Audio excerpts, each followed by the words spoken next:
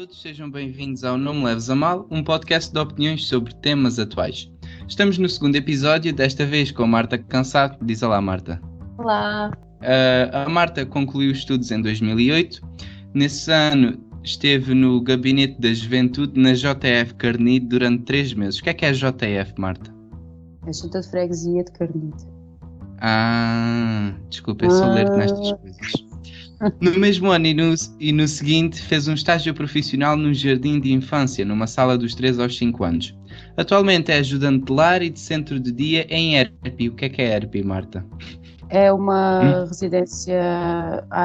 era para ter pesquisado isto, esqueci-me. É uma... Já te esqueceste. Queres começar? Espera lá, eu esqueci-me de ver isto. A gente pode começar, estás no início, vai ver a ERPI.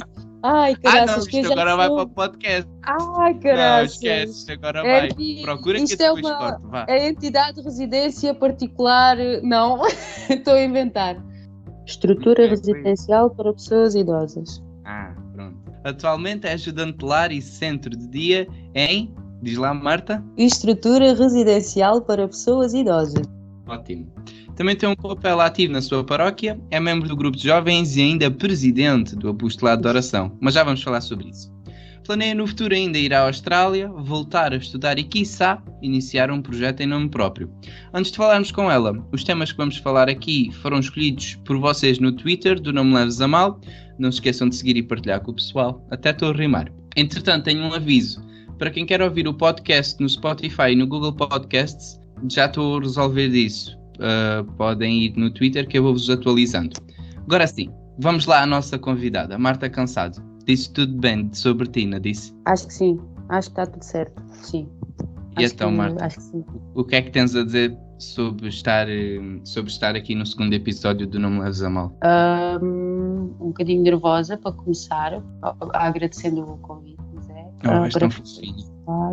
Estão fofinhos. Sou a primeira rapariga, tendo em conta o único, o anterior com o Miguel é que ele tinha falado em gajas, para ver se iam as gajas, eu sou a primeira gaja, portanto. Estás a ver? Olha, já está a dar resultado. Estás a ver? O pedido do Miguel concretizou-se. Pronto, acho bem, dou-te parabéns pela tua iniciativa. É bom. Obrigado. Olha, sabes que dia é hoje?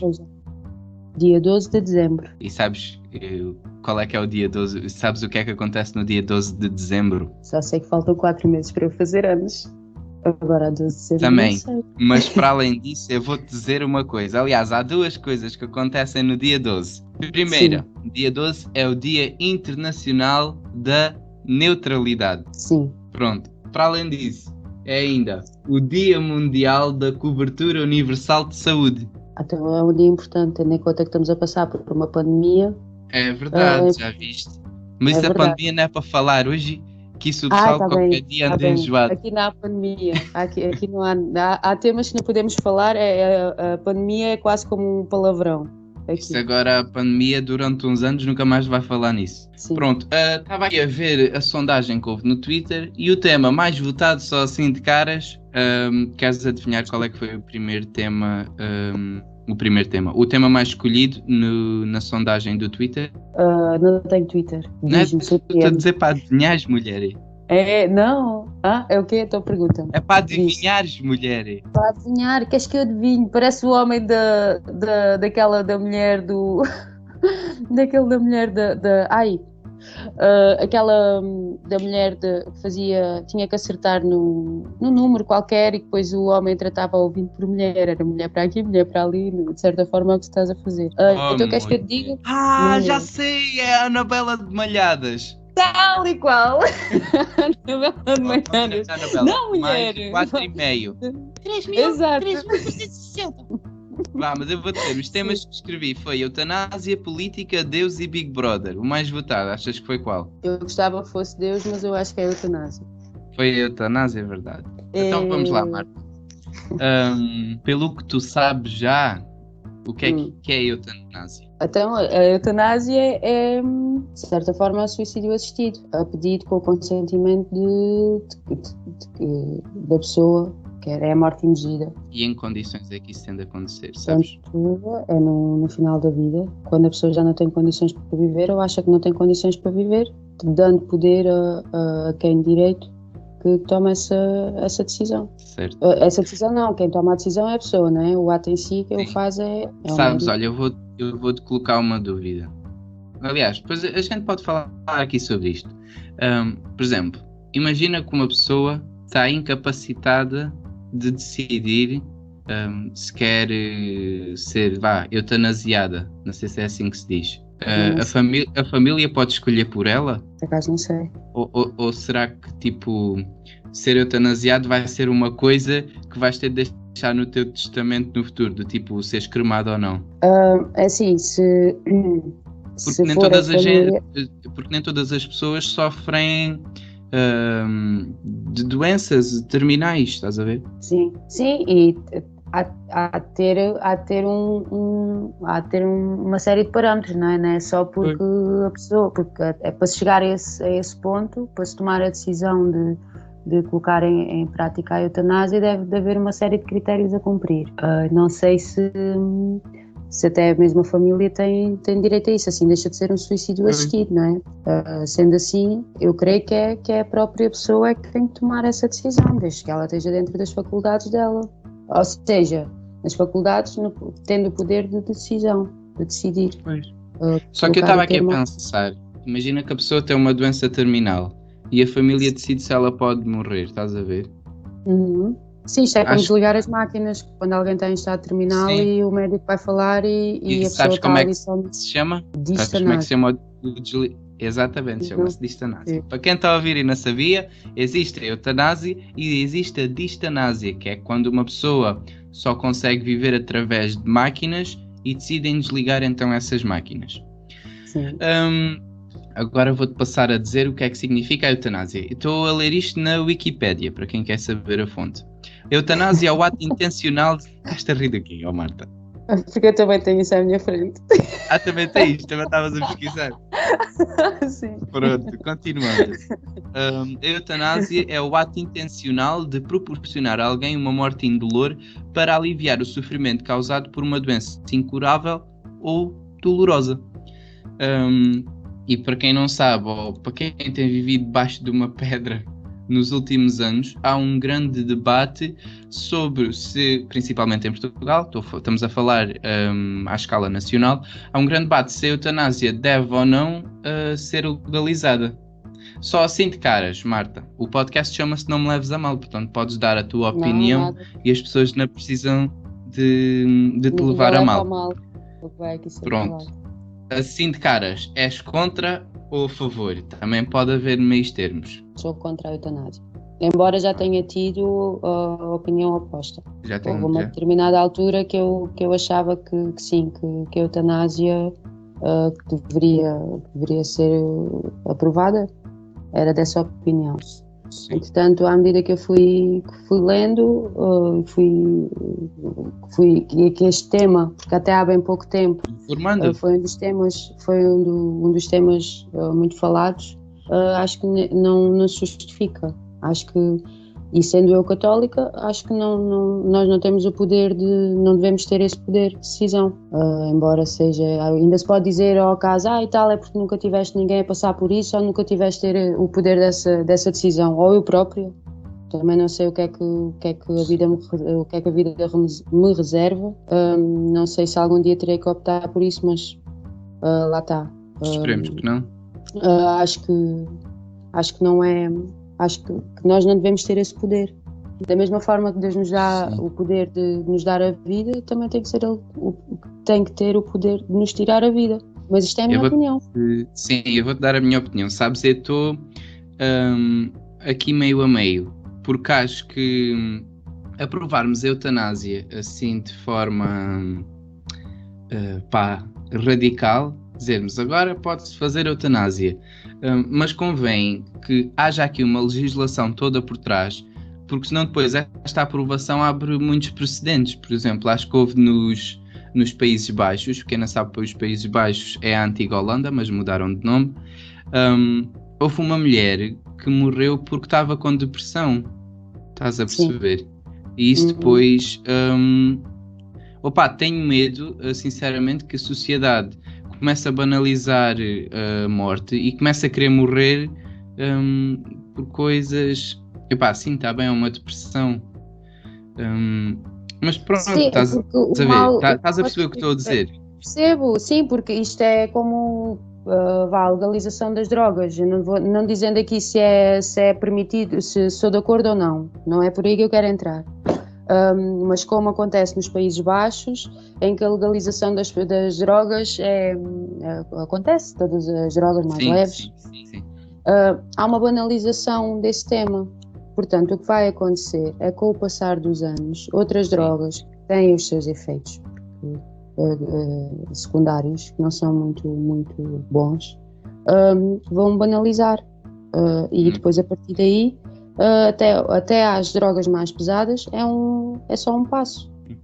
É disso que tenho medo, é que se começa a banalizar demais. Sim, sem dúvida. Uma vez o Ricardo Por isso- Araújo Pereira estava a falar num programa e disse assim: pois é que, eu não sei se as pessoas sabem, mas isto não é reversível, tu morres mas não Pois, voltas, né? não há hipótese. Ou então E há estão-te a dar a que- injeção, afinal, desculpe lá, mas não é nada disto que eu quero. Estive aqui a pensar mas já foste. Portanto, eu concordo, mas não totalmente, porque acho que deve haver ponderação e acho que deve haver uma legislação por trás.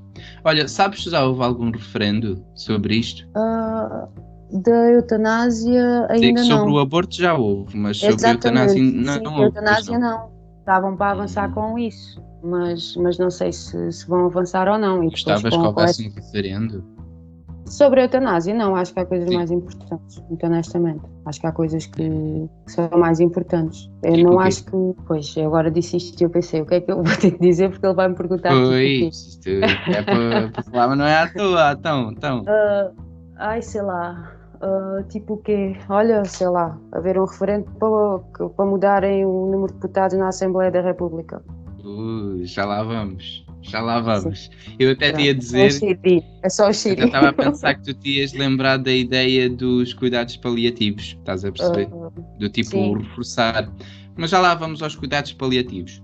Antes de lá irmos, quero-vos dizer, eu tenho atualmente no ativo um formulário sobre a eutanásia. Depois de verem este episódio, podem ir ao Twitter do Não Me Leves a Mal para irem responder ao questionário. É assim, eu vou-vos dizer uma coisa.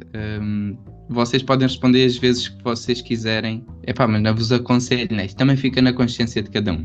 E agora vou-vos revelar o quê? Se não vicia o jogo. Se não. A ideia é cada um vote. A ideia é cada um fazer Só uma só vez. só um voto. Sim. Senão Mas o pode ser que as pessoas questionário não tenham começa a mais ser nada muito para fazer. parcial. Olha, eu até gosto. Pois, é verdade. Sim, pode ser que elas sejam atentas. E eu agora, vou-vos dizer os números. Nós temos até agora 39 respostas e vou-vos revelar essas respostas. À pergunta do sexo, sobre se a pessoa é masculino ou feminino, a maioria é feminino, 83,3%, e 16,7% é masculino. Decidi pôr esta pergunta porque, assim, não sei o que é que tu achas disto, Marta, mas acho que pode haver uma maior sensibilidade da parte feminina. Estás a perceber o que eu digo? Não querendo parecer sexista, mas Sim, acho que é uma tendência da sociedade, estás a ver? Sim, acho que depois, sendo as mulheres mais sensíveis, acho que acabam por estar um bocadinho mais atentas a isso. Os homens são mais. Sim, acho que na sua maioria. Sim, eu também acho. Entretanto, a idade, a maioria das pessoas que respondeu ao questionário está entre os 15 e os 19 anos, foram para aí 53,8%. Decidi por a idade porque, claramente. Fui apanhada, já sabes que eu não votei. Mas isto está aqui, pessoal, também dos 30 aos 34 e 35 a 39. E estava a dizer que também decidi por esta pergunta porque nós, com a idade, também vamos mudando as opiniões, tal como tu estavas a dizer, que já tinhas tido outra opinião acerca da eutanásia, estás a ver? Sim, exatamente. Pronto, sim. E é isso. Entretanto, a escolaridade, a maioria tem o ensino secundário. As áreas, acho que a área onde se trabalha mais é nas ciências biológicas da Terra, não tenho a certeza porque às vezes há pessoal a gozar um bocadinho com estas cenas. A maioria não tem filhos, né? Também o pessoal dos 15 aos 19 anos, é esperado. Agora, crê em alguma religião, é ateu ou agnóstico? A maioria diz que crê numa religião. Depois temos, em segundo lugar, os agnósticos e em terceiro os ateus. Para quem não sabe, Marta, quer explicar a diferença entre agnóstico e ateu? O agnóstico não tem religião. Não, o ateu não tem. Qual é que é? Agnóstico não tem nenhuma, não tem nada. Quer dizer, qual é a diferença, José? Queres que eu te diga a diferença? Exato. Pois tu agora apanhaste outra. Apanhei-vos. Preparar para estas coisas, estás a ver porque é que eu estava nervosa? Não é preciso. É porque é assim, para além de ser um podcast de partilha de opiniões, há que saber também formarmos as nossas, não é? Para isso é preciso termos informação. Eu vou explicar assim de uma forma muito simplificada. Um ateu é uma pessoa que acredita. Uma pessoa que acredita que Deus não existe. Ou seja, eu se fosse ateu, tinha a certeza que Deus não existia. Estás a perceber? É a ausência de crença na existência de divindades. Não, é a existência de crença da não existência de divindades. Estás a perceber? O agnóstico por si não tem a crença. Ou seja, não tem nenhuma crença.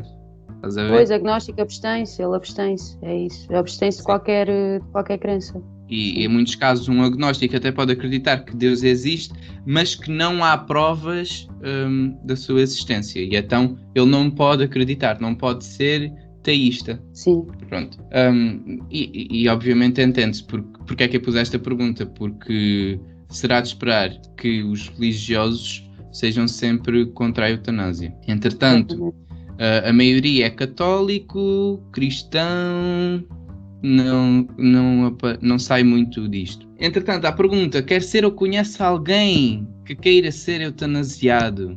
A maioria respondeu não, mas foi uma maioria, foi muito renhida até, porque foi 56,4% que disse que não conhecia. Tu não conheces, pois não, Marta? Estavas a dizer há bocado, não conheces? Não, acho que não.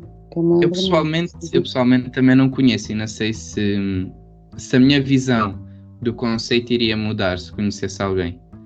Porque uma vez vi também Marta, estou a falar muito, tu podes falar também. Não, eu estou a gostar de te ouvir.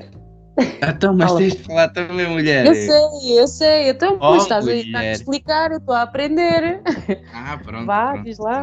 Diz lá. Porque uma vez vi comentário não é um tema, não é... vi na altura, não é ignorar, é uma realidade que existe, mas não é, como é que é dizer, não é, na altura, quando passou a imagem nas notícias até ali, não, lá está, não, como não me atinge diretamente, acabo por descartar um bocadinho a hipótese, embora saiba que exista. E eu lembro-me de ler um testemunho de uma enfermeira, porque o pessoal de saúde é o que anda mais em contacto com estes casos.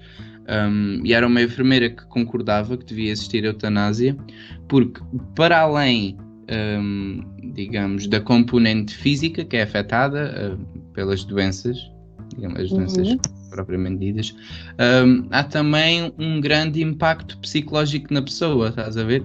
Porque a pessoa, por exemplo, mesmo que a família diga que quer passar os últimos momentos com esse doente, a pessoa que está incapacitada pode estar a pensar, eu sou um fardo para a minha família e não estou aqui a fazer nada.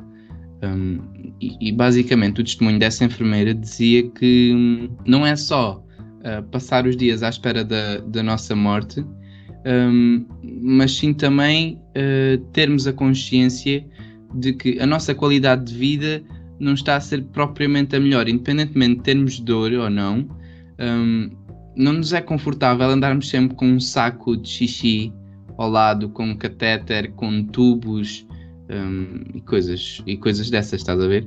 Sim, mas felizmente a medicina já evoluiu de maneira a que consiga dar condições a essas pessoas para que consigam ter um mínimo de qualidade de vida, tendo em conta as circunstâncias. Os cuidados paliativos entram. Exatamente. Mas já lá vamos. E pronto, decidi pôr esta pergunta porque acho que a sensibilidade da pessoa muda a partir do momento que ela tem um caso em que ela se depara na vida real. Agora, Sobre a moral e a ética, Marta, para ti, o que é uma morte digna? O que é uma morte digna? Sim. É que tenha o mínimo de conforto, pelo menos isso, sim. Ou seja, que a pessoa, quem lhe garante o cuidado, que lhe consiga dar o mínimo, que é o básico. É a higiene, o necessário à sobrevivência de uma pessoa, que é ter o mínimo de higiene, a alimentação, a medicação, se necessário. Nem todos os casos têm que estar medicados. É o mínimo. Mas isto com base também numa realidade em que eu vivo, em que eu lido no meu trabalho. Pois, tu és estudante de lar, podes também estar, também deves estar muito em contacto com essas realidades. Obviamente que há pessoas idosas que não, há muitos que podem até tomar muita medicação, mas depois há outros que nem tomam muito pouco porque não é necessário, estão ali. Temos que lhes prestar o cuidado básico, o necessário. Entretanto, as respostas, vamos ler. Houve uma que diz ter vivido bem e feliz, uma morte natural, uma morte com o mínimo sofrimento possível, uma morte natural e cuidada, uma morte sem sofrimento. Interrompe-me quando quiseres. Para mim, uma morte digna. Toda a gente quer ter o mínimo de sofrimento, não é? Porque todos nós, embora o sofrimento faça parte da vida, mas toda a gente tem medo de sofrer, não é? Sim, o sofrimento é desconfortável. O sofrimento, exatamente, claro que sim.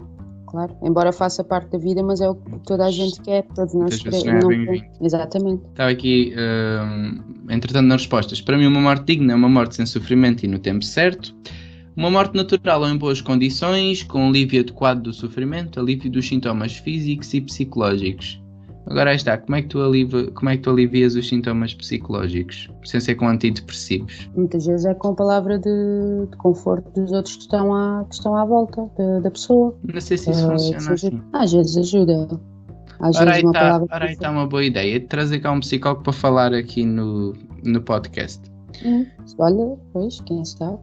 Entretanto, estava a dizer, assistida e com respeito, morte com pouco sofrimento, sem sofrimento, morrer a cumprir um dever cívico por um bem maior ou em proteção de alguém.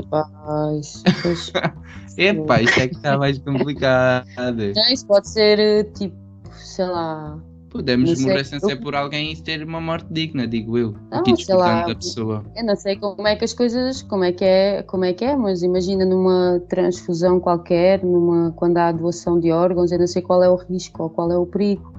Mas há de ter algum perigo, algum risco de acontecer alguma coisa. Se alguma coisa correr mal, a pessoa pode eventualmente morrer. A querer praticar o bem para ajudar o outro, ter um gesto altruísta, acaba por falecer. Sim. Entretanto, que seja feito tudo o que for possível e quase o impossível e seja sempre respeitada a integridade física e moral do doente, morte sem sofrimento natural, morte sem sofrimento, depende, mas não se deve sofrer, e pronto, as respostas vão sempre por aí. Entretanto, eu fiz a pergunta, o que acha da oferta atualmente existente de cuidados paliativos em Portugal? Achas que é suficiente, Marta? Não, acho que não. A maioria das pessoas concorda contigo. Embora não tenha noção, mas acredito que não, porque nessas áreas geralmente não há grandes investimentos. Portanto, sim. É natural que não haja. E eu concordo porque ouço muito também um referendo para... Então era isso que eu estava a dizer. Exato, sim. E acho que pronto, eu ouço muito daquilo que a minha mãe vai falando por cá, porque ela é, para quem não sabe, a minha mãe é enfermeira, e daí de trazer cá ao podcast para falarmos sobre isto, né? Porque acho que se investe pouco em cuidados paliativos em Portugal. Sim. E era isso que estava a dizer, por isso é que ainda estou um bocado de pé atrás em relação à legalização da eutanásia em Portugal. Porque, primeiro, endireitem-se lá com os cuidados paliativos. Vamos lá falar de uma coisa de cada vez, não é? Sim, devemos evoluir primeiro, se calhar, noutro sentido, e depois, então, quem sabe... Exato. Primeiro criar as condições para as pessoas terem um mínimo de conforto e vá para chegar à tal morte digna. E depois, então, ver se a população é de acordo que haja eutanásia, que ela seja aplicada, não é? Pronto. Entretanto, ainda perguntei se era a favor da pena de morte, a maioria disse que não, se era a favor do aborto, a maioria disse que sim. E entretanto, como obteve conhecimento da eutanásia? Porque é importante as fontes onde nós vamos buscar a informação. A maioria disse televisão. Entretanto, ganha em segundo lugar a internet e depois... Nós vamos à Wikipédia. Exatamente, depois vamos à Wikipédia. E entretanto é os amigos, não é? Porque a eutanásia ouve-se muito a falar, ouve-se muito, estás a perceber? Em conversas sociais falamos todos muito. Sim. Entretanto, atualmente como se posiciona em relação a este tema? A maioria disse a favor, em segundo lugar estão os de contra, e depois está um terceiro e o quarto. O terceiro diz, nem contra nem a favor, tu tens os seus prós e contras e as situações são distintas para cada caso. E o quarto lugar foi indeciso. Pronto, vemos aqui uma maioria a dizer que é a favor. Já está chateada, não, Marta? Eu não. Não, mas é normal, as pessoas, porque é o caminho mais simples. Está bem que eu percebo que isto é como a legalização do aborto e tudo mais, as pessoas devem ter o poder de decisão, é certo. Mas não devemos, antes de haver o aborto. Claro que se houver aborto, havendo aborto, claro que há uma legislação a cumprir, não é? Porque o aborto é legal no nosso país, mas tem uma série de... É muito cuidadoso com essa legislação. No fundo é uma vida, ainda por cima num país em que está tão envelhecido, pois ainda por cima. Há que criar as condições para que não haja gravidez indesejadas, claro que há fruto de uma violação ou tudo mais, claro que não, nem tanto ao mar nem tanto à terra. Exato. Mas agora, fazer um só por fazer não faz sentido. Exato. Agora, mudando de assunto, acho que sobre a eutanásia estamos falados. Entretanto, se o pessoal que está a ver quiser ouvir mais um podcast, mais um episódio até especializado sobre a eutanásia, digam-me que eu sou capaz de trazer aqui alguém especializado no assunto. Alguém que saiba, sim. Entretanto, estávamos a falar dos referendos e acabaste por falar no referendo sobre o número de deputados na Assembleia. Sim, ui. Pronto. Então podemos já falar sobre isso. Não sei se alguém viu a entrevista que foi feita ao André Ventura na TVI. Entretanto já foi feita outra. Foi a quem que o Miguel Sousa Tavares fez? Foi a Ana Gomes? Ou foi a do Bloco de Esquerda? Mas pronto, vamos lá falar do André Ventura. A par de racismos e de mais... sim, a par de racismos e de xenofobia e isso tudo, há medidas que o André Ventura propõe que são, por exemplo, estava a Marta aqui já a referir-se a elas. Não estavas, Marta? Estava. Era nisso que mas não é porque ele o tenha dito. Não é porque ele o tenha dito. É porque mas eu desde que me lembro de andar na escola de se falar sobre isto. Acho que é um assunto que deveria ser falado. Mas não faz sentido num país tão pequeno nós temos 230 deputados. Porquê? Quando na Austrália, não sei de cor, mas são menos, é em número inferior. E a Austrália é um país que tem o triplo da população. A Austrália até é mais do que o triplo, acho eu. Pois, sei lá, não sei o número de habitantes que tem, aquilo maioritariamente aquilo é deserto, mas não percebo porque temos tantos deputados, não sei, também se calhar ainda não fui ler sobre isso, ainda não fui ao Wikipédia ler. Eu tenho em relação a diminuir o salário dos deputados. Também devia de haver um teto, tudo o que é serviço público deveria de haver um teto, não comparando, claro que há o serviço privado, há as empresas privadas e há as públicas, e quem trabalha porque quem paga o ordenado, quem está na Assembleia ou a quem está na função pública somos nós. Eu ainda não. Não, tu já pagas, tu ainda nasceste e já pagas. Não tens uma fonte de rendimento, mas tens os teus pais que pagam por ti, porque eles têm muitos encargos, e quem tem um filho, no caso dos teus pais, os teus pais devem fazer parte daquela associação das famílias numerosas, provavelmente, não sei. Não sei qual é, não sei, mas há uma associação qualquer. Não sei qual é o mínimo, não sei se o mínimo é 3, o que é, para terem alguns apoios, porque quem tem filhos, os teus pais... Sim, filhos é complicado. Mas estávamos a falar dos deputados. Exatamente. Os deputados, sim, deveriam... Eles estão a fazer um serviço público. Embora tenham estudado e mereçam lá estar, tudo muito bem. Só que deveria haver um teto. Sabes? Obviamente quem decide são eles. E não lhes convém deixar de receber. Pronto. É um bocado. Em relação ao número, não me importo que hajam tantos lá, desde que façam o trabalho bem feito. Agora, no que toca a diminuir o salário, também não me parece grande coisa. Porquê? Não é justo. Não é justo. Nenhuma empresa faz Pois, isso. exato. Nenhuma Então, empresa pode fazer isso. mas porque é que... Sim, então, tendo em conta aquela medida, essas medidas que o André Ventura queria, porque é que em vez de baixarmos o salário dos deputados, porque é que não aumentamos o salário de toda a classe média, digamos assim? Estás a perceber? Não é classe média. Porque é que não aumentamos mais o salário mínimo, por exemplo? Ou seja, em vez de diminuir num lado que já está alto, aumentar no lado que está baixo. Estás a perceber? Eu não sei se a nossa economia aguenta, o problema está aí. Nós temos muitas empresas privadas e eu não sei se muitas empresas, com a quantidade de encargos que elas têm, de pagamentos de seguranças sociais, porque o ordenado da pessoa não é só o ordenado que ela leva para casa, é também o pagamento da segurança social a esse trabalhador, que o próprio trabalhador é que paga, mas há também o que a empresa tem que pagar ao Estado. E não sei se essas empresas não conseguem, não aguentam, por isso é que o aumento do ordenado mínimo tem que ser gradual, não é? Até para nós podermos acompanhar o aumento da inflação, o aumento do valor das coisas. Eu sou muito... é lei que se diz, mas pronto, não sou lá muito ligado à economia. Quando tiveres idade para votar, vais começar a... E planeio ainda trazer cá alguém para falar sobre isso. Sobre trazer cá alguém. Já sabes, vais trazer uma enfermeira, um especialista, um economista, tens de fazer aqui a lista. Já tenho estas listas feitas. Por falar de pessoas que cá vêm, quero-vos alertar, porque o mês de janeiro vai ser um mês especializado à política. Porquê? Porque temos as presidenciais de 2021 aí à porta.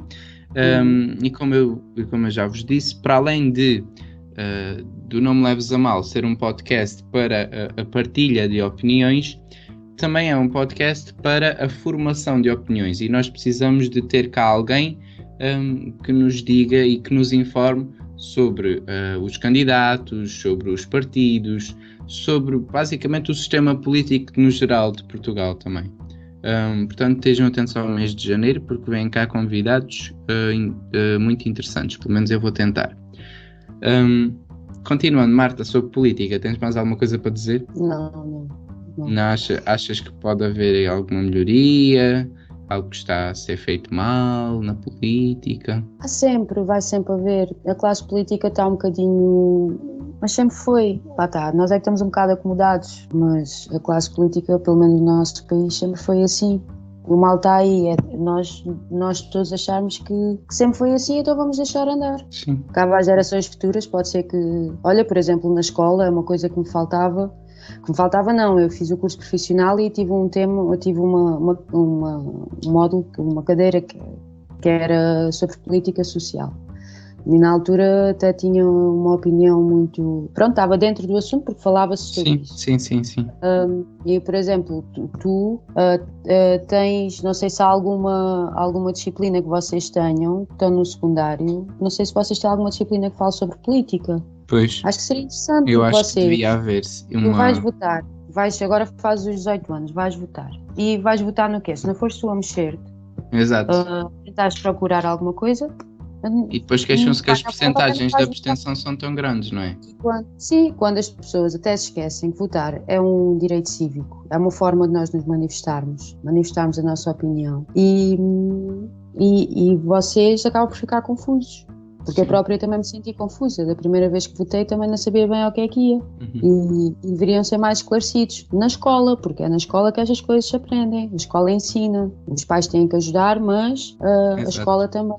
Ou na escola ou aqui nos podcasts, estás a ver? As pessoas também aprendem cá. Exatamente. E já aprenderam a diferença entre um agnóstico e um ateu hoje, estás a ver? É verdade, já tens aqui várias pessoas felizes que já sabem o que é o agnóstico e o ateu, é verdade.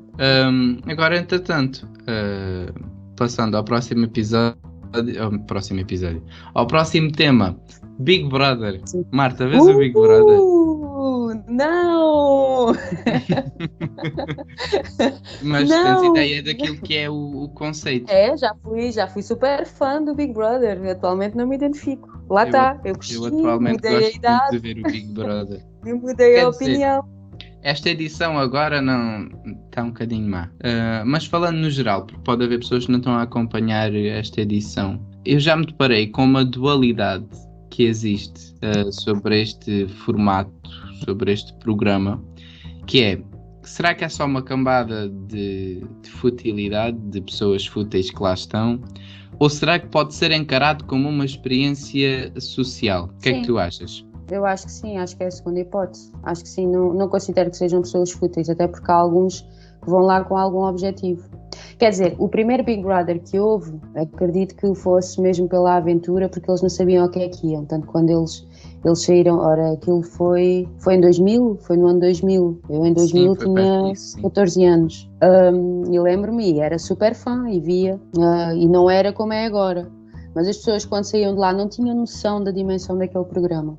A partir daí, já vão com algum interesse por causa da dimensão, da popularidade que eles podem adquirir.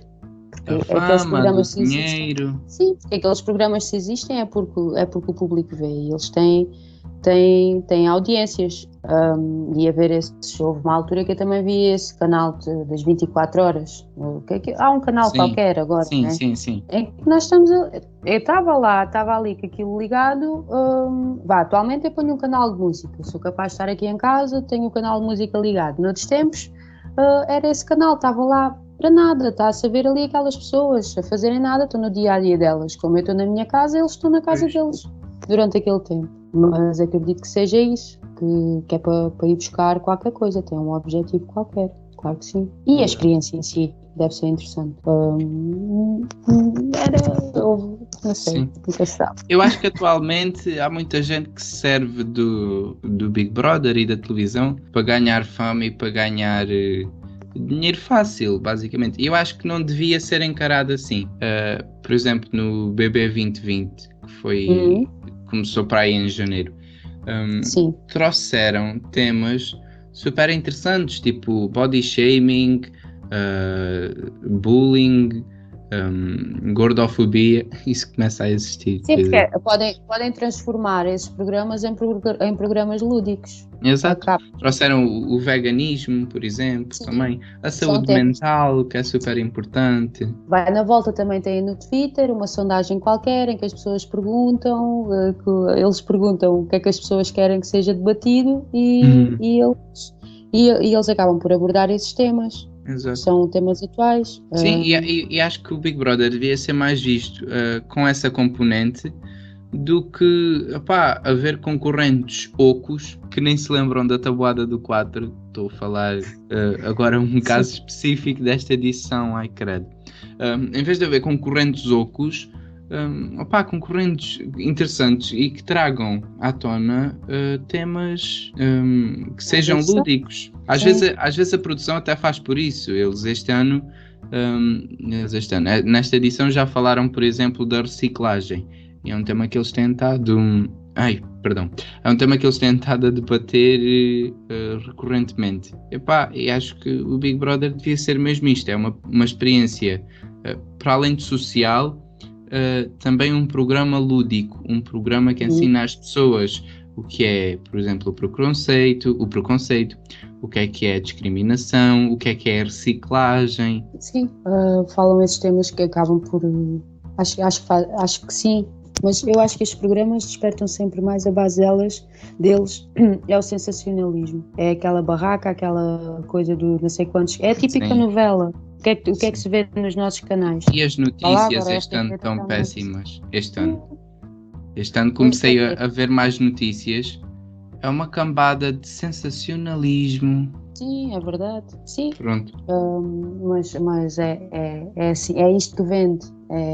Porque aquilo é uma indústria. A televisão é uma indústria, eles têm que fazer dinheiro de alguma forma e é assim que fazem.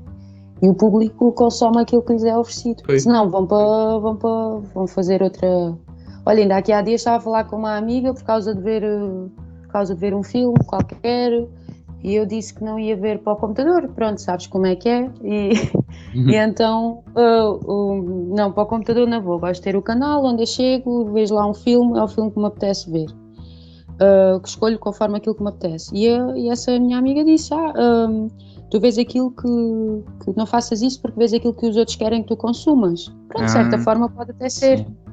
Às vezes até é aderir à cultura pop, ires ver o que está nas trends e toca andar. Exato, pronto, é um bocado por aí, talvez. Não sei, pois lá está, estamos formatados para aquilo, ok, querem que se veja isto, pronto, faz parte. É mesmo assim. Depois cabe a nós sermos aqui uns cordeirinhos que andam aqui muito amestradinhos e que não fazem nada, ou então tentar ser um bocadinho diferentes, não sei. Depois ter a sua opinião própria, pelo menos, ter uma opinião. Sabes, eu no outro dia ouvi uma apresentação a português de uns colegas meus a falarem sobre a origem do Big Brother. Sabes qual é a origem do Big Brother? Acho que o formato ideal vinha da Holanda, não? Não sei. Antes de ser um programa de televisão. Antes de ser... Não sei se sei. Diz-me. Eles falaram que na altura, estávamos em tempos de ditadura, estás a ver? E o pessoal queria... basicamente havia a PIDE que estava sempre a causar uma grande pressão sobre a sociedade, do tipo, tu não podias ter a tua opinião própria, estás a perceber? Sim, é verdade. E acho que, pelo que eles disseram, o Big Brother surgiu exatamente para, digamos... É o grande irmão, não é por acaso que... simbolizar isto. O símbolo é um olho, não é? Sim, para simbolizar isto, ou seja, é como se as pessoas estivessem a ser, isto é o mesmo, estão a ser observadas 24 horas por dia sobre tudo o que têm a fazer, tudo o que estão a fazer e tudo o que já fizeram, ou seja, não têm a liberdade, estás a ver? Sim, nós vivemos a ditadura, até houve uma altura... houve uma altura que até houve um filme que era o Lápis Azul. Isso era por causa do tipo de informação que os jornais, antes de lançarem os jornais, tinham que mandar para uma